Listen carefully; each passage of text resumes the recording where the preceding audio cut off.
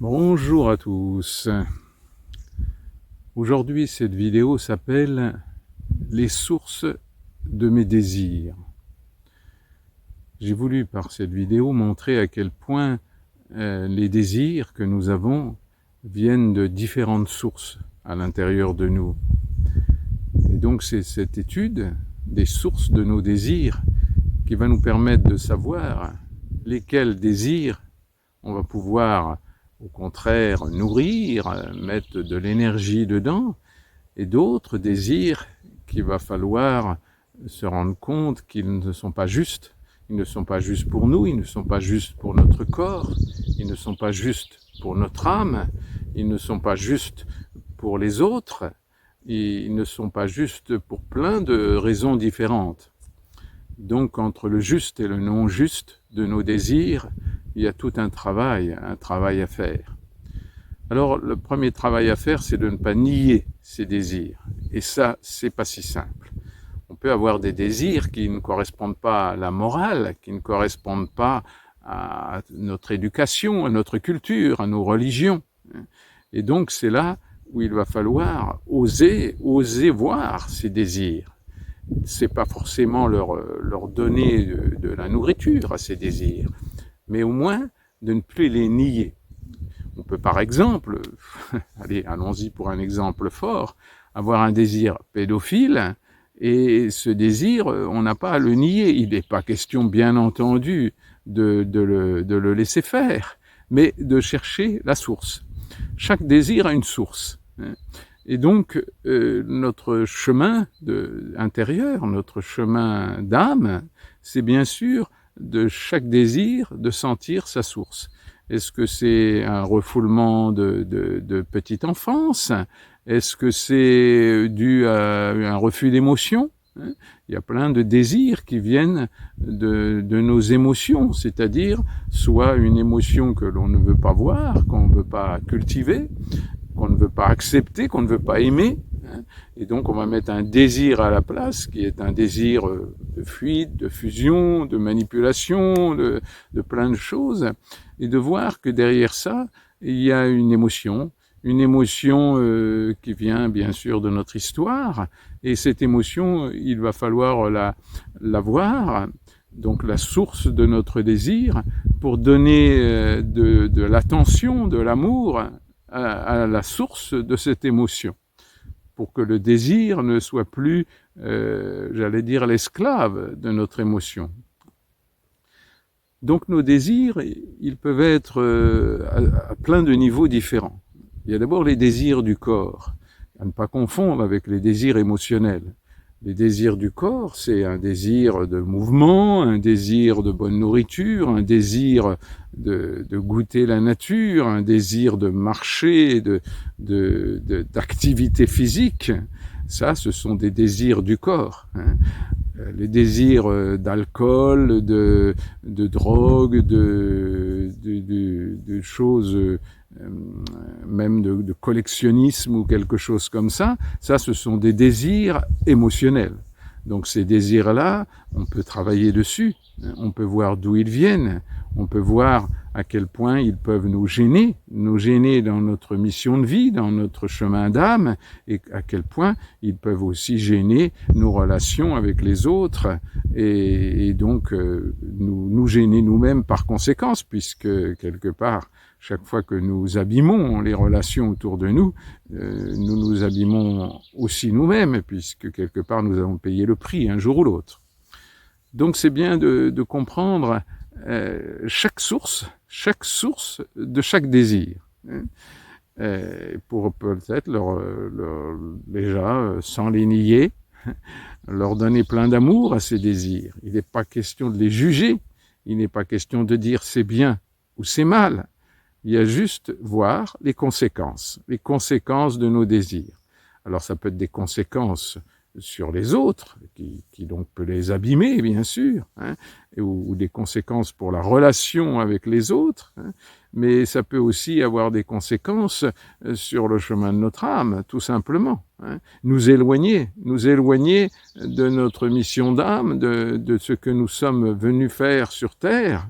Et donc ce tri des désirs, pour arriver à voir ce qui nous met en harmonie à l'intérieur de nous, entre notre corps, notre cœur, notre amour de nous-mêmes et l'amour de tout, de la nature, de la vie, de la réalité. Et cette harmonie entre donc l'esprit qui nous guide, pour ne pas dire Dieu à l'intérieur de nous. Donc toute cette harmonie entre notre corps, entre notre cœur, entre l'esprit, entre le lien avec notre incarnation, car plein de désirs peuvent être aussi des refus d'incarnation. Chaque fois que nous cherchons à transformer la réalité, à vouloir que la réalité soit autre chose que ce que nous avons à vivre, donc là nous sommes dans un refus de la vie telle qu'elle est, et ça peut aller très très loin jusqu'à un refus complètement que notre âme soit incarnée dans notre corps sur terre. Donc il y a tout un travail de voir d'où viennent nos désirs. Est-ce qu'ils sont de source humaine, divine, émotionnelle, karmique aussi, et donc tout ce travail de tri pour toujours aimer nos désirs, sans les nier, sans les rejeter, sans les juger, mais pour petit à petit, tranquillement, petit pas par petit pas, voir ce que nous pouvons lâcher. Lâcher. Le chemin spirituel, ce n'est pas de rajouter des couches par-dessus les nôtres, c'est d'enlever des couches, enlever, pour arriver à notre âme. Et notre âme, elle est là pour être heureuse, elle n'est pas là pour s'emmerder sur terre. Donc tout ce chemin de libération de nos illusions, qui viennent de notre histoire, de l'histoire de nos ancêtres, de plein de choses différentes. Et il va falloir, en faisant ce tri, se rendre compte de ce qu'il y a comment dirais-je, à s'attaquer à nos désirs. Et c'est là le bonheur. Le bonheur n'est pas dans d'être l'esclave de nos illusions et de nos désirs, mais le bonheur est dans ce grandir intérieur pour dire ah ben tiens, ça, ce désir-là, il n'est pas juste, eh ben je vais m'y attaquer, je vais mettre de l'énergie, je vais mettre du courage, je vais mettre de l'amour, car c'est ça le problème. Souvent, on juge nos désirs pas très jolis ou pas trop ça, au lieu d'y mettre de l'amour dedans. Il ne s'agit pas d'obéir à nos désirs, il s'agit d'y mettre de l'amour pour voir là où je peux avancer dans cette transformation du désir. Car la vie sur Terre est faite de désirs, mais plus on corrigera les désirs qui viennent de nos émotions, de notre histoire, de nos ancêtres, de notre culture, plus on va aller vers tout simplement ce qu'on est venu faire ici sur Terre. Et donc c'est bien le chemin du bonheur. Et c'est pas un chemin de sacrifice, absolument pas. Et c'est pas un chemin de jugement. Et ça, c'est pas facile, parce que c'est pas facile. J'ai vu encore récemment une histoire d'une femme qui a écrit un livre où son mari l'amenait toujours à lui faire croire que tout devait être pour Dieu, tout devait être comme les islamistes d'ailleurs, ou des choses comme ça. Alors que non, c'est pas un domaine, c'est pas Dieu tout seul. C'est notre histoire, notre âme, notre karma, avec une humilité incroyable pour aller avec joie dans ce travail intérieur plein d'efforts. J'ai failli dire le mot volonté, mais non, malheureusement, je vois trop de gens autour de moi qui utilisent la volonté. Il ne s'agit pas de la volonté, il s'agit du lâcher prise, pour lâcher des couches et des couches et des couches. Donc, ce n'est pas une espèce d'enfant capricieux, ce chemin. C'est au contraire quelque chose de très courageux, mais très courageux pour être heureux. pas courageux pour se sacrifier à quoi que ce soit ou pour sauver le monde. Il n'est pas question je vois aussi beaucoup de gens qui, sans s'en rendre compte, ont le désir de sauver, sauveur. En réalité, ils cherchent à se sauver eux-mêmes, alors ils cherchent à sauver les gens, et inconsciemment, pour que ces gens, après, les sauvent eux-mêmes. Et ça, c'est encore une illusion, alors que se sauver soi-même, oui, ça, c'est pas une illusion. Mais c'est tout un travail, c'est des efforts, beaucoup d'amour, beaucoup de tendresse sur soi. Donc l'amour de soi, j'y reviendrai sans arrêt, car c'est vraiment quelque chose de colossal, et ce n'est pas si simple. Mais cet amour de soi, c'est pas un amour de se laisser faire. Non, c'est un amour de se prendre en charge.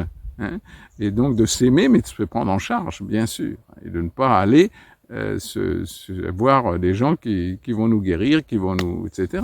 On peut se faire aider, bien sûr, mais alors ça doit être que des aides provisoires.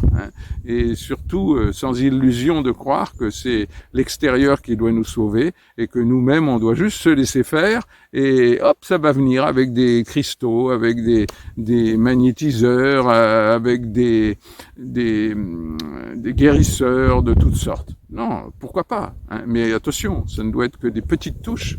Le gros du travail, c'est soi-même, tout seul, dans son incarnation.